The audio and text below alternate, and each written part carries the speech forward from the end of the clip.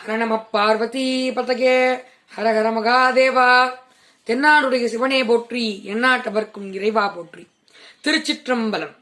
அனைவருக்கும் இனிய மகா சிவராத்திரி தின நல்வாழ்த்துக்கள். இந்நாளில் நாம் அனைவரும் இறைவனை முழு நம்பிக்கையோடு வணங்கினோமே ஆனால் அவ்விறைவன் நிச்சயம் நம் அனைவருக்கும் அருள் புரிவார். எப்படி கல்லில் கட்டி தன்னை கடலில் எரிந்த போதும் திருநாவுக்கரசர் சொற்றுணை வேதியன் சோதி வானவன் பொற்றுணை திருவடி பொருந்தா கைத்தொழா கற்றுணை பூட்டினோர் கடலினில் பாய்ச்சினும் நற்றுணையாவது நமச்சிவாயவே என குரல் கொடுத்த மழுத்த கணம் நற்றுணையாவது நமச்சிவாயவே என்பது செவியில் கேட்டவுடன் வந்து விரைவன் உதவினாரோ.